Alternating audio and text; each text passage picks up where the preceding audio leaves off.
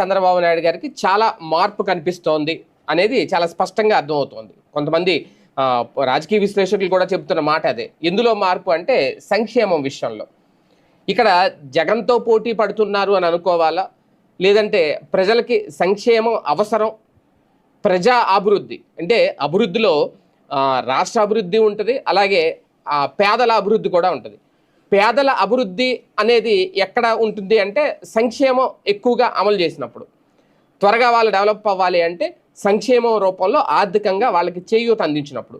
ఈ విషయంలో ఎప్పుడు టీడీపీ కానీ చంద్రబాబు నాయుడు గారి వెనకబడి ఉండేవారు అనేది. కానీ అది ఎప్పుడైతే జగన్మోహన్ రెడ్డి వచ్చిన తర్వాత విపరీతమైన సంక్షేమం ఇచ్చారని వీళ్ళు అన్నారో, అలాగే మేము కూడా అంతకుమించి మెరుగైన సంక్షేమం ఇస్తామని చెప్పి ఎన్నికలకు ముందు చెప్పారో, ఇచ్చిన మాట నిలబెట్టుకునే ప్రయత్నం ఒకటి.